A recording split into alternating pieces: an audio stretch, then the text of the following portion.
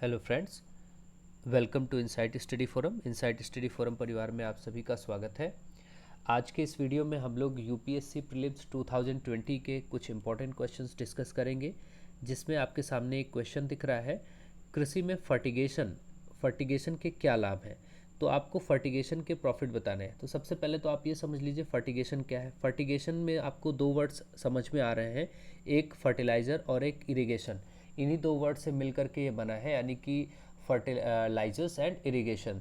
तो इसका मतलब देखिए, इरिगेशन सिंचाई की, इरिगेशन का मतलब हिंदी में सिंचाई होता है। तो सिंचाई की वह प्रणाली जिसके अंतर्गत आप क्या करते हैं, ऐसी एक प्रणाली, ऐसा एक सिस्टम जिसमें आप पौधों की जड़ों तक डायरेक्ट जल के साथ उर्वरक यानी फर्टिलाइज़र या फिर कोई केमिकल आप उनकी जड़ों तक सीधा इंजेक्ट कर सकते हो, वहाँ तक सीधा पहुँचाया जा सकता है। तो ये प्रणाली फर्टिगेशन कही जाती है। तो अब देखिए, फर्टिगेशन में कुछ बातें आपके सामने दी गई हैं कि सिंचाई जल की क्षारीयता का नियंत्रण संभव है क्या इसके द्वारा। तो देखा जाए तो ये बिल्कुल सही है, संभव है।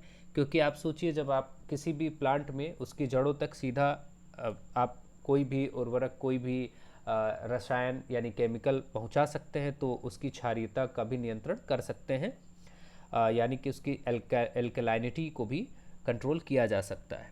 अगला, रॉक फॉस्फेट और सभी अन्य फॉस्फेटिक उर्वरकों की सफलता के साथ अनुप्रयोग संभव है।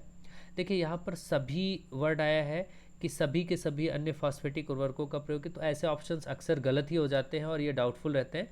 और वैसे भी मैं आपको बताऊं कि इसमें जो फॉस्फेट है, फॉस्फेट के लिए एक सावधानी फर्टिगेशन में जो दी जाती है, वहाँ पर ये बोला जाता है कि सल्फेट और फॉस्फेट के जो फर्टिलाइज़र्स होते हैं, सल्फेट और फॉस्फेट के जो फर्टिलाइज़र्स होते हैं, उनको प्रयोग करते समय उनको कैल्शियम के साथ प्रयोग नहीं करना चाहिए, यानी कि उनके लिए भी कुछ बाउंडेशंस हैं। और यहाँ पर बोला गया ऐसा रॉक फॉस्फेट और सभी अन्य फॉस्फेट उर्वरकों का सफलतापूर्वक प्रयोग संभव है। तो ऐसा नहीं है, ये पार्ट आपका गलत है। और इसके बाद आप देखेंगे आगे बोला गया है थर्ड पार्ट में, पौधों के लिए पोषक बढ़ी हुई मात्रा में सुलभ किए जा सकते हैं। बिल्कुल किए जा सकते हैं, क्योंकि जब आप फर्टिगेशन का प्रयोग करेंगे, यानी ऐसी सिंचाई का प्रणाली का प्रयोग करेंगे जिसके थ्रू पौधों को उनके जड़ों के पास में सारे मिनरल्स और सारे न्यूट्रिएंट्स उनको मिलेंगे, तो जाहिर सी बात है कि यह सिस्टम अधिक कारगर होगा और उनको पौधों को ज़्यादा पोषण मिलेगा ही मिलेगा।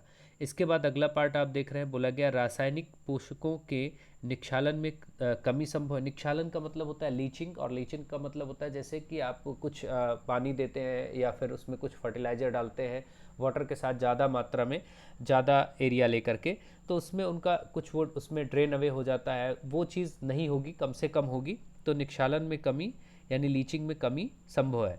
यानी आपके ये थ्री ऑप्शन सही हैं, ऑप्शन 1, 3 एंड 4। तो इसके हिसाब से राइट आंसर आपका पार्ट सी हो रहा है। तो इसका राइट आंसर सी पार्ट होगा। अब देखिए, अगला पार्ट आपके सामने है। अगले पार्ट में बात की गई है, निम्नलिखित खनिजों पर विचार कीजिए। इसमें कुछ खनिज हैं आपके सामने जिन पर आपको विचार करना है। कुछ खनिज में बेंटोनाइट, क्रोमाइट, कायनाइट, ये कुछ आपके सामने खनिज हैं। कायनाइट, क्रोमाइट, बेंटोनाइट और सिलेमेनाइट। इनमें बोला गया है, भारत में उपयुक्त में से कौन से आधिकारिक रूप से नामित प्रमुख खनिज यानी मेजर मिनरल्स हैं। तो आप मेजर मिनरल्स की लिस्ट में देखेंगे तो आपको मिलेगा इसमें 2, 3 और 4, यानी क्रोमाइट, कायनाइट और सिलेमेनाइट, ये मेजर मिनरल्स हैं। तो इसके हिसाब से डी पार्ट इसका राइट आंसर है। ठीक है, अब नेक्स्ट क्वेश्चन की तरफ आगे बढ़ते हैं। नेक्स्ट क्वेश्चन समझेंगे।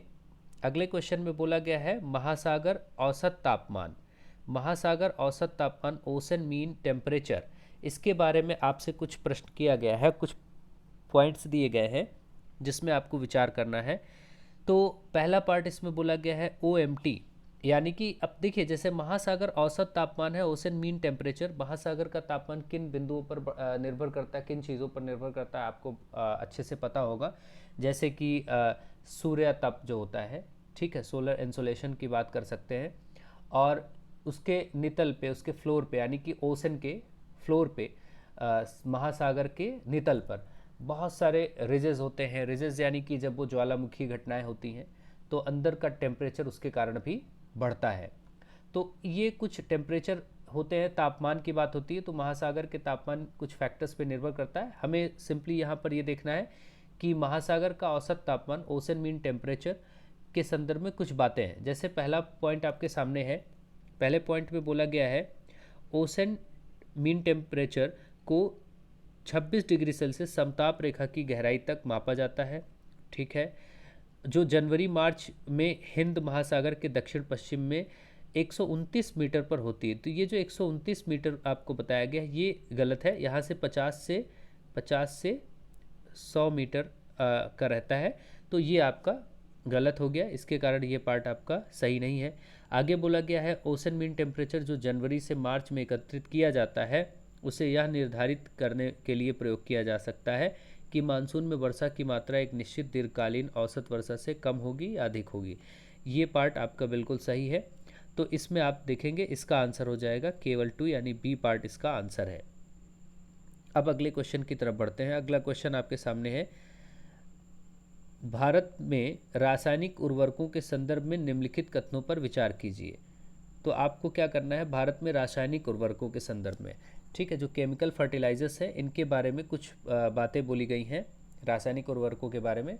तो इसको आप समझेंगे, जिसमें पहला पार्ट आपके सामने लिखा गया है, वर्तमान में रासायनिक उर्वरकों का खुदरा मूल्य बाजार संचालित है और यह सरकार द्वारा नियंत्रित नहीं है।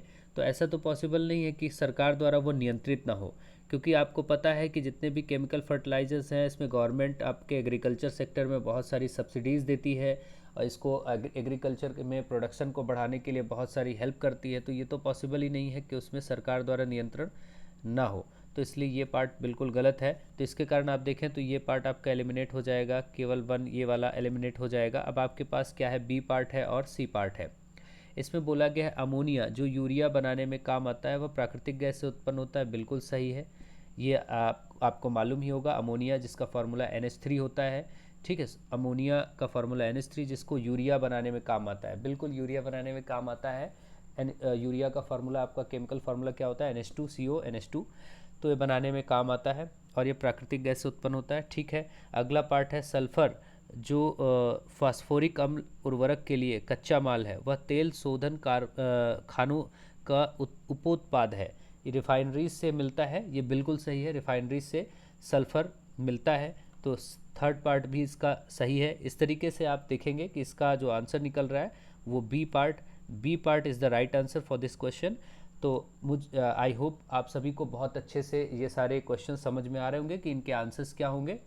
आप वीडियो को लाइक, शेयर और सब्सक्राइब करना बिल्कुल ना भूलें। और आप सभी का बहुत बहुत धन्यवाद हमसे जुड़ने के लिए। और मैं आशा करता हूँ कि आप सभी मिल करके सहयोग करेंगे और हम सब अध्ययन कार्य जारी रखेंगे। सो बहुत बहुत धन्यवाद।